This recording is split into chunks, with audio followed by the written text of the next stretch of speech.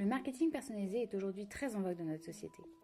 Les entreprises, considérant que les consommateurs ont besoin d'une reconnaissance matérialisée et d'une spécificité toute particulière, ont tendance à hyper personnaliser leurs offres. C'est par exemple le cas de Nutella, qui propose aux clients de personnaliser leur peau, ou bien de Promocash, qui crée des prospectus intelligents de 4 pages adaptés à chaque client. Cependant, il est possible de rétorquer que la personnalisation n'aboutit pas toujours à de meilleurs rendements. De nombreux consommateurs manifestent aujourd'hui leur mécontentement face à l'accumulation des données récoltées. Ils considèrent en effet que leur vie privée est violée. C'est pourquoi nous avons pour objectif de répondre à la problématique suivante. Le marketing personnalisé aboutit-il toujours à plus de performance ? Pour répondre à cette problématique, nous avons voulu étudier les enjeux et limites rencontrés par le marketing personnalisé du côté de l'entreprise, mais également du côté des consommateurs. Commençons par étudier les enjeux du marketing personnalisé du côté des entreprises. Parlons maintenant d'un des aspects pratiques du CRM en entreprise, la SFA. La SFA ou Salesforce Automation se définit comme un logiciel permettant d'automatiser le cycle de vente. On est en effet parti du constat que la force commerciale de l'entreprise passait peu de temps au contact de son client, allouant largement son temps à de nombreuses tâches administratives nécessaires au fonctionnement de l'entreprise. Le recours au CRM est donc apparu comme une solution pour libérer les commerciaux de ces tâches et redonner du temps aux clients. Cependant, ce type d'outil, largement déployé en entreprise, a connu une vague massive d'échecs. En effet, la simple installation d'un CRM au cœur des process en entreprise n'est pas une condition suffisante à sa réussite et son adoption par les équipes commerciales. Pour mieux comprendre ce dernier point, nous avons rencontré Anne, ingénieure commerciale grand compte chez un éditeur. Le CRM est un outil qui peut être très utile pour les commerciaux parce que ça permet de renseigner à un moment donné le portefeuille, l'annuaire de ses clients, les actions faites auprès des clients. Mais ça a ses limites puisqu'à un moment donné, la charge de travail supplémentaire freine le commercial pour renseigner cet outil. Donc il y a un moment de lassitude. Et quand l'entreprise s'aperçoit que cette lassitude se poursuit, elle veut absolument que cet outil soit renseigné, donc le met en objectif commercial. Donc ça rajoute pour le commercial une autre charge de travail. Et ça induit aussi chez lui une suspicion sur la raison même du CRM.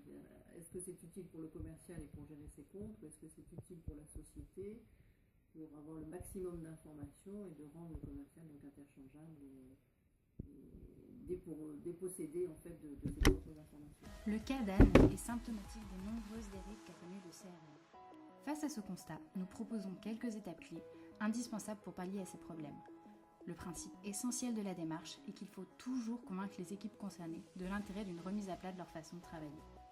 Il convient d'assurer la communication tout autour du projet.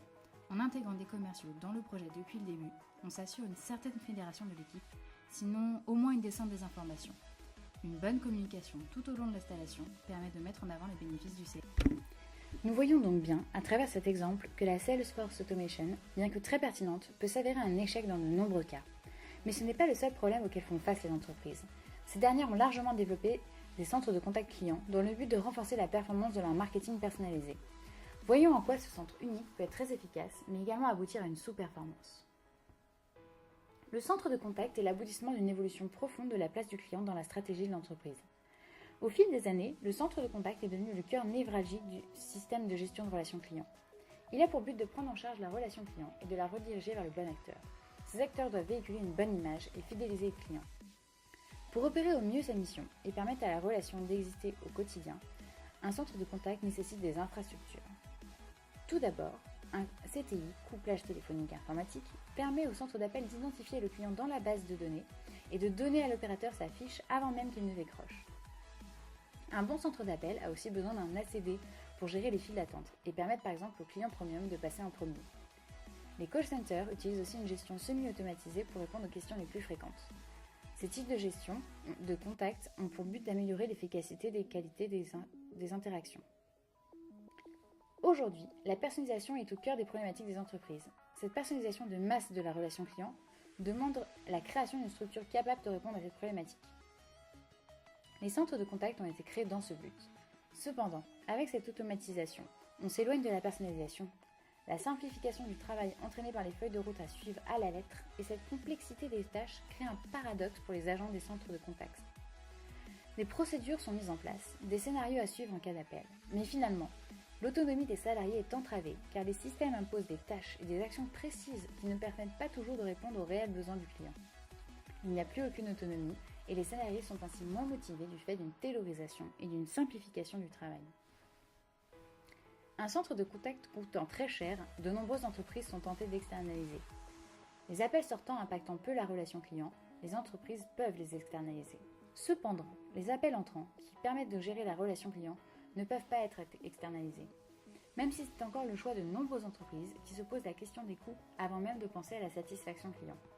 De plus, l'importance des centres de contact étant grandissante, ces derniers deviennent une vitrine de l'entreprise et plus les tâches sont complexes, plus le personnel employé devra être qualifié, ce qui engendre encore des coûts supplémentaires qui n'est pas toujours appliqué par les entreprises. Ainsi, les outils qui devaient aider à la satisfaction client deviennent parfois des freins à la relation. Il ne faut pas oublier que sans facteur humain, toute relation est vouée à l'échec.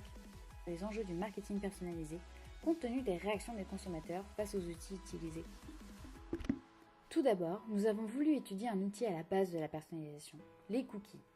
Plus précisément, nous avons voulu savoir en quoi ils permettaient d'augmenter la performance des actions marketing, mais aussi en quoi ils pouvaient rencontrer de nombreuses limites de par les réactions des consommateurs. D'un point de vue technique, le cookie est un petit fichier texte qui s'installe sur le disque dur de l'ordinateur et qui permet au serveur web de reconnaître l'utilisateur d'une page web à l'autre. Ils servent par exemple à conserver les préférences de l'utilisateur lors de sa navigation, pour lui épargner de devoir ressaisir à chaque fois qu'il change de page. Une utilisation plus commerciale de ce produit se situe dans le retargeting. Un autre avantage du cookie est de permettre la distraction entre plusieurs utilisateurs d'une même connexion Internet.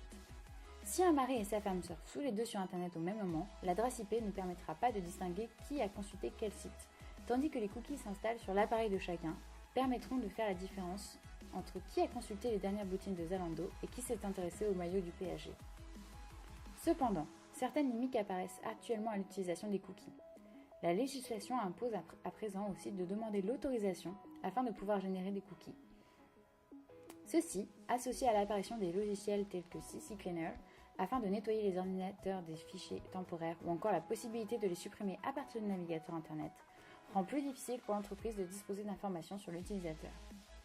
Une autre difficulté rencontrée est l'emploi de divers appareils pour avoir accès à Internet, comme un ordinateur, une tablette et surtout un smartphone. Pour parvenir à une cohérence et éviter par exemple de proposer une publicité sur la tablette vis-à-vis d'un produit qu'on vient d'acheter sur ordinateur est un véritable challenge. Ce challenge est d'autant plus complexe que certains appareils, comme les smartphones, ne sont pas les supports idéaux de la publicité, même ciblée. Cependant, de nouveaux outils se développent en réaction de l'utilisation parfois abusive qui est faite par la publicité sur les médias digitaux. Adblock en est l'exemple parfait. Bien qu'il n'interdise pas les cookies, il empêche les publicités d'apparaître sur le navigateur, coupant court à un large nombre de personnalisations ou de CRM sur Internet. Du fait de ces nombreuses limites, il semble donc que les cookies, à la base de la personnalisation, et permettant une véritable relation de proximité avec le client, et pouvant servir donc parfois à une meilleure performance, soient grandement limités par les logiciels développés récemment, permettant aux consommateurs de s'affranchir de tous ces outils et entraînant une intrusion souvent peu désirée. Les cookies, pourtant à la base de la personnalisation du marketing, représentent donc de nombreuses limites. Plus encore, nous allons voir à présent que leur utilisation concrète à travers la publicité ciblée et personnalité pose également de nombreuses limites, bien que cette dernière puisse être très efficace. Les méthodes de retargeting et de publicité ciblée consistent, à partir d'observations récoltées par les serveurs, à proposer des bannières publicitaires personnalisées et visibles uniquement par les internautes ayant déjà consulté le site. Mais comment cela fonctionne-t-il ? Un internaute est identifié sur le site d'e-commerce d'une entreprise. Puis, cet internaute quitte le site et surfe sur d'autres sites. Grâce aux cookies, l'internaute est reconnu sur un site partenaire. La bannière personnalisée s'affiche et l'internaute clique sur cette bannière, ce qui la renvoie directement sur la page produit consultée sur le web de l'entreprise. La personnalisation est plus ou moins sophistiquée. Affichage de produits, accompagné du nom de la personne, de promotion, etc. Cette méthode de retargeting présente de nombreux avantages. Tout d'abord, elle a plus d'impact qu'une campagne de communication classique. En effet, cette campagne de publicité ne s'adresse qu'aux internautes ayant déjà visité le site de l'entreprise et donc les plus susceptibles d'être intéressés par un produit qu'ils ont consulté. De ce fait, le taux de clic passe de 0,5% pour une campagne de communication classique à 5% dans le cadre d'une campagne de communication ciblée. Par ailleurs, cela permet de proposer au client un produit qui correspond à ses attentes. À partir des pages qu'il a consultées sur ce site, l'entreprise est capable de proposer le produit qui correspond à un maximum de ses critères. Cependant, la méthode de personnalisation de la communication présente également de nombreuses limites pouvant entraver la performance de cette dernière. Tout d'abord, la publicité ciblée ne vise que les internautes connaissant déjà la marque et ses produits. De ce fait, l'acquisition client devient difficile pour les entreprises se donnant à ce genre de communication. Surtout, la publicité ciblée développe chez les internautes un sentiment d'intrusion, ce qui développe une peur sur leur anonymat et leur sécurité. Cela a même stimulé la création d'un grand nombre de logiciels permettant de bloquer au mieux les barrières publicitaires ou encore la possibilité effective de cocher les pop-out.